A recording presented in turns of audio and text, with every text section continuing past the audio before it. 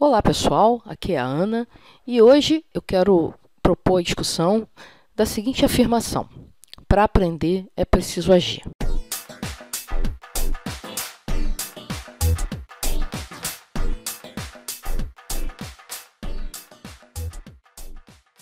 Essa videoaula ela está dentro da nossa linha principal de ação aqui no Videoaulas Baiana, que é dar ferramentas para que as pessoas se tornem cada vez mais autodidatas. Então, a primeira coisa que a gente vai fazer é fundamentar essa afirmação.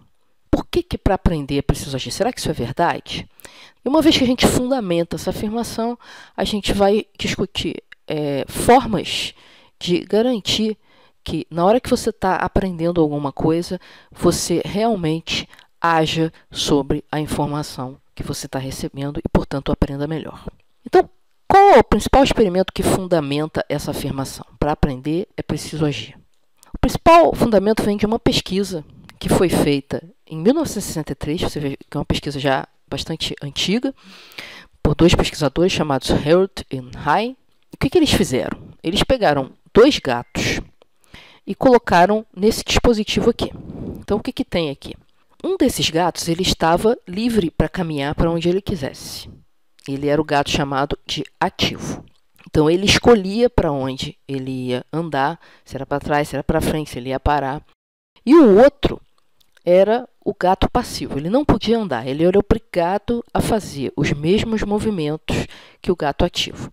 Como esse ambiente aqui ele é todo simétrico, tudo que o gato ativo via e fazia, o gato passivo também via e fazia. Ou seja, em princípio, a visão desses dois gatos deveria se desenvolver da mesma maneira, porque eles estavam passando pelas mesmas experiências visuais. Só que o resultado não foi exatamente esse. O resultado é que só o gato que assumiu o papel de gato ativo desenvolveu a percepção de profundidade normal. O outro não conseguiu desenvolver essa percepção de uma forma normal. Então, olha isso. Quer dizer, os dois gatos passaram pelas mesmas experiências, mas só um aprendeu. Só um conseguiu desenvolver a sua percepção de profundidade. O que a gente pode concluir dessa experiência? É que para aprender não basta simplesmente passar pela informação passivamente. Para aprender, você precisa agir, você precisa ir em direção à informação, você precisa parar para pensar, você precisa tomar decisões. Tá? Bom, uma vez que a gente acredita nisso, como é que a gente estuda, então, como autodidatas que somos, como é que a gente estuda para garantir que a gente está agindo sobre a informação que a gente está tentando aprender? Eu acho que a melhor maneira de fazer isso é você usar uma estrutura para o seu estudo. Ou seja, você vai seguir um passo a passo para o seu estudo que contemple a ação. Então, se você segue esse passo a passo, você sabe que em algum momento você vai estar agindo sobre a informação. Aí, um dia desses, eu estava estudando um autor americano chamado Eben Pagan, e esse Eben Pagan é um grande criador de produtos de informação, de produtos educativos, e ele tem um modelo, né, ele sugere um modelo para quem quer criar produtos de informação que realmente ensinem da melhor maneira possível. E o modelo dele é o seguinte: primeiro você motiva o seu estudante. Você apresenta todos os motivos pelos quais aquela informação que você ainda vai apresentar é relevante para ele. Depois é que você apresenta a informação em si. Esse é o I do modelo. Então, M de motivação e I de informação. E, em seguida, você sugere uma ação sobre a informação que você acabou de passar. Com isso, você trabalha todos os aspectos importantes no processo de aprendizagem. A motivação, ela te deixa ligado para absorver melhor a informação. Isso tem a ver com o sistema ativador reticular.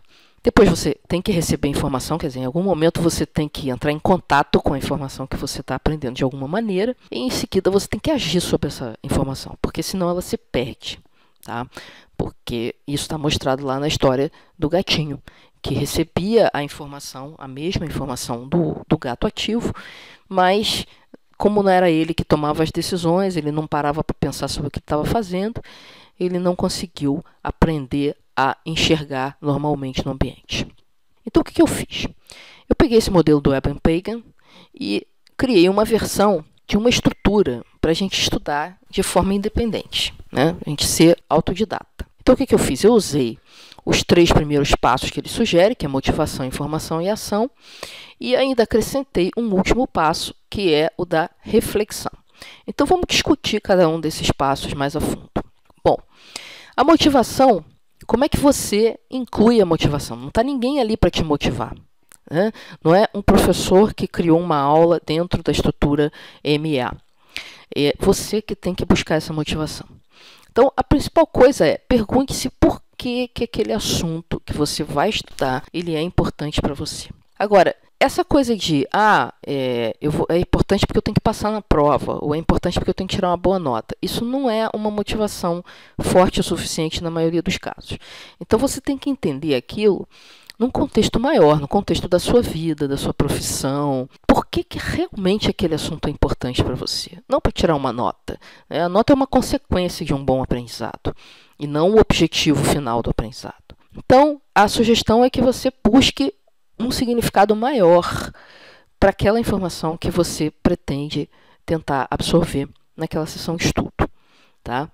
Vou dar um exemplo aqui, por exemplo, em matemática. Por que a pessoa precisa aprender a memorizar a tabuada? Porque assim, fazer problemas de multiplicação vai ser muito mais rápido. Ela não vai ter que parar para pensar ou para fazer conta no dedo toda vez que tiver que fazer uma multiplicação. Então, agiliza a vida dela. Agiliza, saber a tabuada de cor agiliza a vida da pessoa na hora de fazer contas, tá? Um outro exemplo aqui. Se eu quiser aumentar o meu vocabulário, por que é importante aumentar o meu vocabulário? Eu vou fazer uma sessão de estudo de vocabulário para uma língua estrangeira. Pode ser para a sua própria língua, né, o português, mas pode ser para uma língua estrangeira também.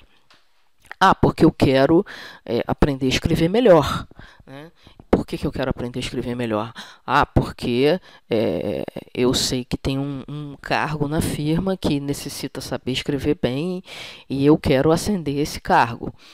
Porque eu quero ter o meu blog. Porque eu quero escrever o meu livro. Então, a sua motivação ela pode ser várias entre essas, mas isso é muito pessoal. Então, você tem que encontrar aquilo que motiva você a escrever melhor. Bom, depois que você pensou por que aquele negócio é importante, o que você fez? Você ativou o que a gente chama de sistema ativador reticular. O sistema ativador reticular é uma parte do cérebro que funciona como um filtro. Como você não consegue prestar atenção em tudo que acontece no seu ambiente ao mesmo tempo, você tem esse sistema ativador reticular para direcionar a tua atenção para coisas que de repente foram colocadas como mais importantes.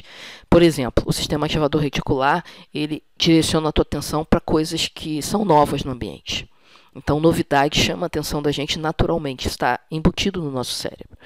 Tá? Então, só um exemplo de como funciona o sistema ativador reticular. Então, na hora que você pensa, poxa, essa informação aqui vai ser importante, porque agora eu vou saber fazer isso, porque agora eu vou ficar melhor naquilo, você ativa esse filtro para absorver melhor a informação relativa àquele benefício que você está querendo colher do seu estudo. Uma vez que você se motivou o suficiente, está na hora de fazer a parte, digamos, dura do trabalho, que é realmente entrar em contato com a informação. Então, você vai ter que ler alguma coisa, você vai ter que assistir uma aula, você vai ter que ver um vídeo, escutar um áudio, ou seja, você vai ter que encontrar uma forma de se informar. Lembra que eu estou focando aqui em pessoas autodidatas, tá? Pode até ser uma aula presencial, mas você se motivou antes. Por quê? Porque você tem essa atitude autodidata.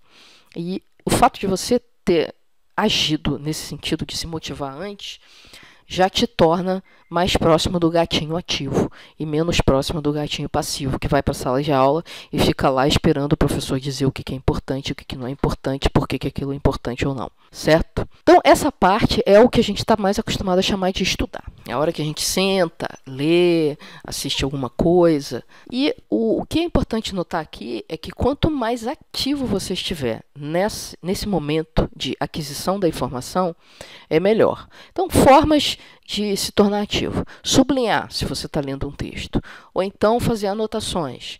Ou então parar para questionar, né? Você está assistindo um vídeo, você houve alguma coisa que não bateu bem, ou que você tem uma pergunta, você para, questiona, de repente faz uma busca na internet para tentar entender melhor, ou volta ao vídeo, né? Então você tem que ter essa postura ativa. Novamente aqui vem a questão de ter uma postura ativa diante da informação que está sendo adquirida.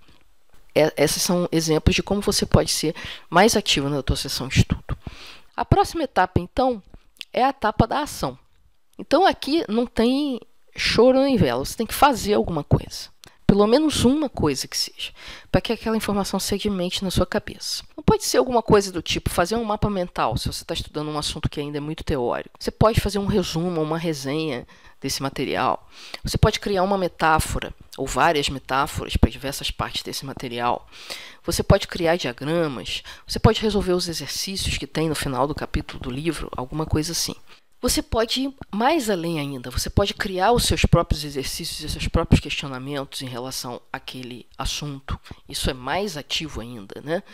Ou você pode encontrar formas de praticar a nova habilidade, no caso de você estar adquirindo uma nova habilidade. Então, essas são todas maneiras de você fazer alguma coisa com aquela nova informação, certo? Mas tem que fazer alguma coisa, tem que sentar, bom, agora eu vou agir sobre essa informação, como que eu posso usar essa informação de uma maneira útil para mim?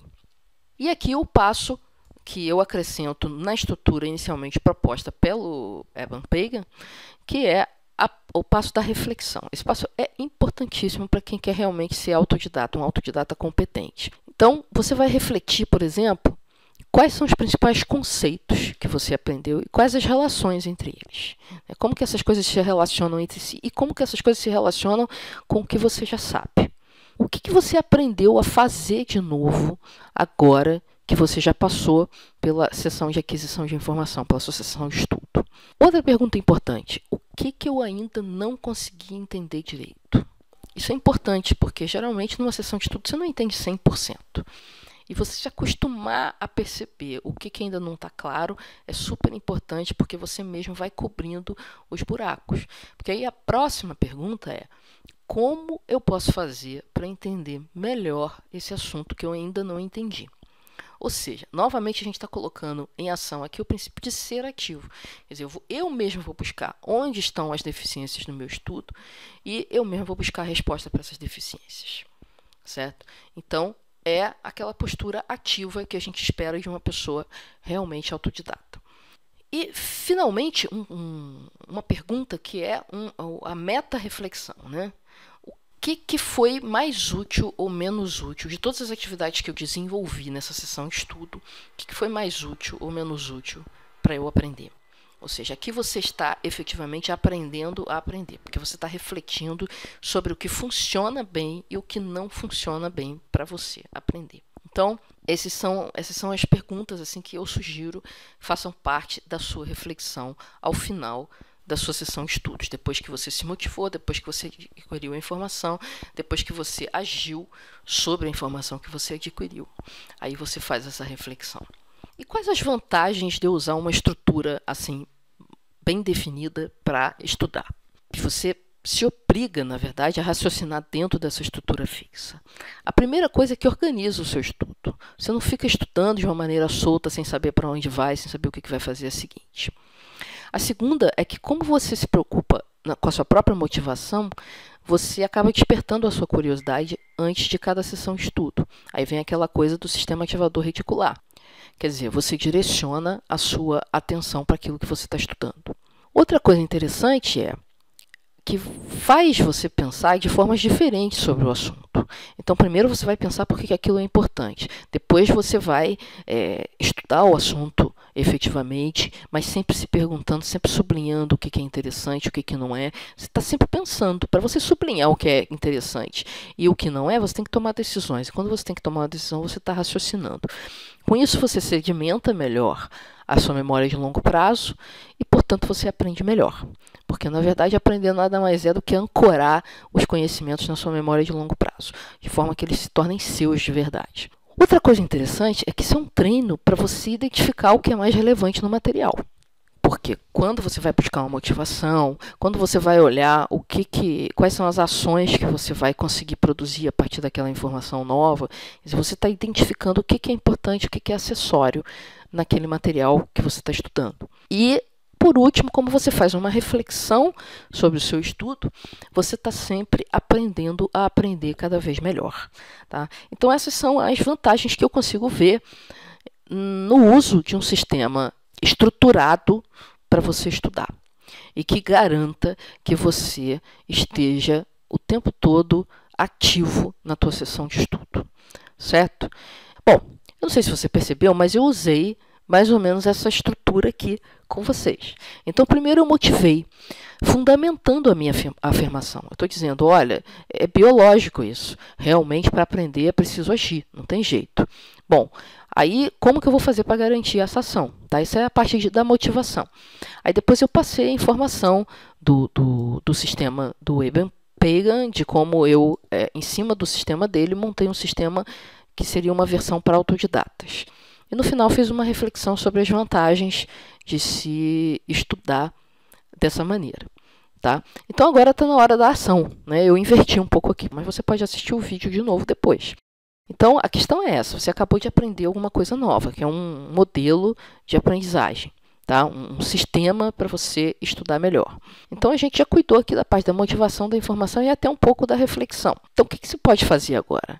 Pega um texto de algum assunto que seja do seu interesse, de alguma coisa que você já esteja estudando para a faculdade, ou que seja um texto novo, que você não tenha lido ainda, e aplique esse método MIAR, ou MIAR. Né? Fica engraçado esse acrônimo em português, mas é assim mesmo, MIAR. É bom que lembre, né? Fica engraçado e a gente lembra. Então, você aplica o método MIAR para estudar o seu texto, o seu vídeo, que seja a sua videoaula. Então, o que você vai estar fazendo? Você vai estar reforçando, através da ação, o que você aprendeu nessa videoaula de hoje.